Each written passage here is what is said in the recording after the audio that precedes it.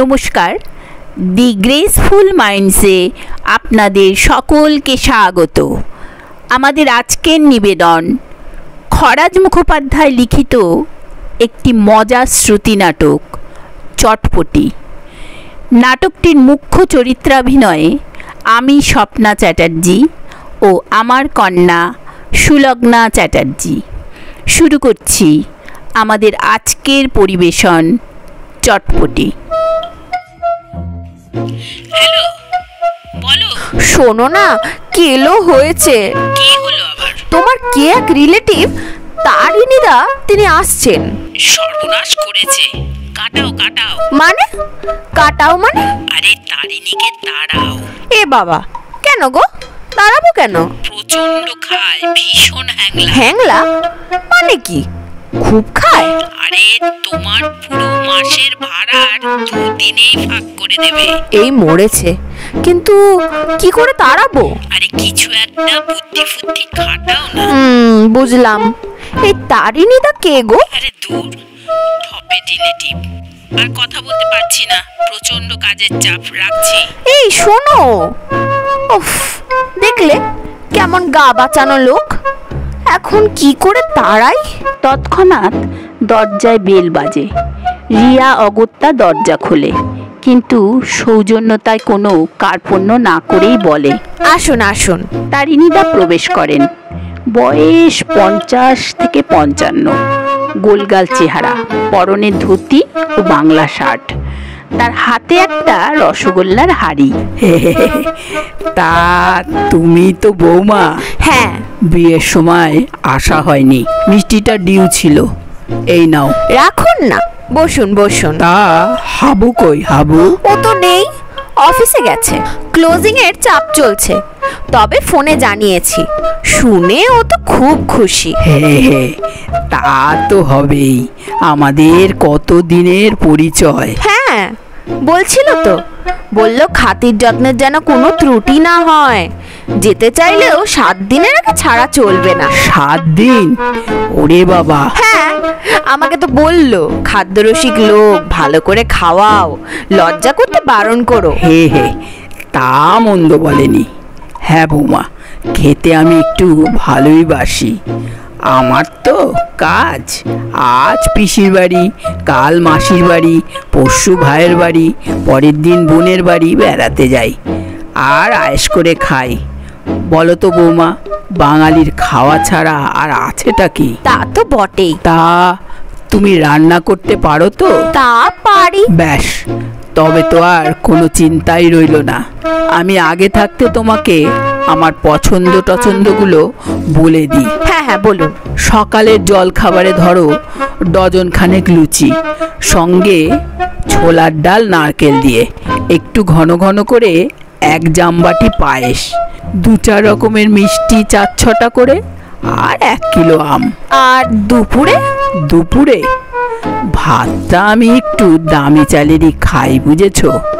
Fine Dehradun রাইসের ভাত, ধরো 750 গ্রাম চালের, শুক্তো, পোস্ত, ধোকার ডালনা, মোচার ঘন্ট, আর 2-4 রকমের ভাজা, খান 6 কাতলা মাছের পেটি, চিতল মাছের পেটি, গলদা চিংড়ির কালিয়া, ইলিশ ভাপা, আর একটু আমসত্ত্ব, কাজু কিশমিশ দিয়ে চাটনি। ব্যাস এই। ও, আর 1 হাঁড়ি মিষ্টি দই। কি বলো, আমি খাদ্যরসিক কিনা? ও মা, আজকাল তো খাওয়ানোর লোকই পাওয়া যায় না।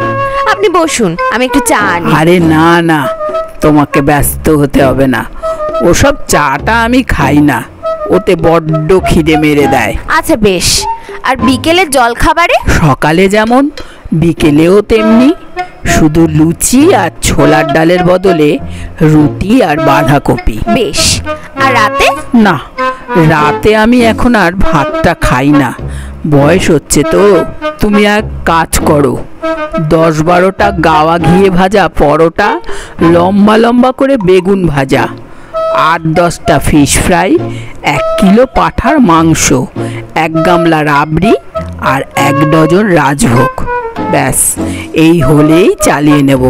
কি অসুবিধা নেই তো? না না, কিসের অসুবিধা? এ আর এমন কি, তবে আমাদের তো এসব খাওয়ার জন্যই। কেন? আর বলবেন না, আমাদের এই অঞ্চলে এমন একটা রোগ এসেছে না, আপনাকে কি বলবো। কি রোগ? চটপটি।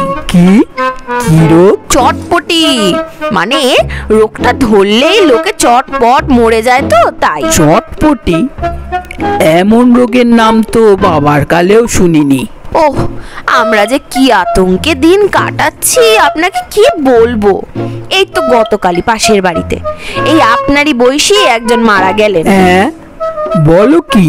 তবে আর বলছি কি, ডাক্তারের বারণ শোনেননি তো, ব্যাস আর যায় কোথায়। কিরকম কিরকম কি হয়? কিরকম মানে, প্রথমে আপনাকে 12-14 বার টয়লেট যেতে হবে, মানে ভীষণ পেট গুড়গুড় করে তো, তারপর অনবরত নাক দিয়ে শিকনি ঝরতে থাকবে, তার সঙ্গে 3-4 বার জ্বর, তারপর? তারপর আপনার সারা শরীরে লাল লাল গুটি গুটি বেরোবে, তারপর আপনার বৌমা, তুমি বারবার আপনার আপনার বলছো কেন বলো তো? মানে ওই আর কি যার হবে, তারপর সেই গুটিগুলো ফুলবে ফুলবে? ফুলবে, তারপর আরো ফুলবে আরো ফুলবে? আরো ফুলবে, বেশ, আরো ফুলছে, তারপর? তারপর ফটাস। হ্যাঁ? ওই কালী পুজোয় যেমন পটকা ফাটে না, তেমনি ফুটফাট ফটাস ফট করে সব ফাটবে, আর গল গল করে রক্ত ঝরে পড়বে, ব্যাস তারপর সব শেষ। সর্বনাশ! তা এর কোনো প্রতিকার নেই? প্রতিকার তো একটাই, রোজ শুধু গ্যাদাল পাতার রস খেতে হবে। আর দুপুরে? ওই গ্যাদাল পাতার রস। আর রাতে? ওই এক গাঁদাল পাতার রস। কোনো ওষুধ টষুধ? ওইটাই তো ওষুধ, কোনো কিছু খাওয়া বারণ, মানে এমন মহামারীর মতো রোগটা ছড়াচ্ছে যে বাজারে গ্যাদাল পাতাই পাওয়া যাচ্ছে না। আজ সকাল থেকে আমার গা হাত পাও কেমন যেন কুটকুট করছে। এই বৌমা, আমি এখন আসি, বুঝলে? সে কি কথা? না না, মানে আমি বলতে ভুলে গিয়েছিলাম, বুঝলে, ওই পান্ডুয়াতে আমার এক জেঠিমা থাকে তো, তার বাড়ি যাওয়ার কথা, না গেলে খুব দুঃখ পাবে গো। আমি না হয় ওই করব, পরে আসবো ক্ষণ। এ মা, থাকবেন না? না না, বেরিয়ে পড়ি, নইলে বড় দেরি হয়ে যাবে, ট্রেন পাবো না। তাহলে তারিণীদা ওই রসগোল্লার হাঁড়িটাও নিয়ে যান, আমাদের তো খাবার উপায় নেই। আচ্ছা আচ্ছা, ঠিক আছে, ওইখানে থাকো, আমি নিয়ে নিচ্ছি। চললাম গো। হাবুকে বলে দিও আমি পরে চিঠি ফিটি পাঠিয়ে দেব, ফোন টোন করে নেব। চলি গো। আসুন। জয় মা চটপটি। দোষ নিও না মা।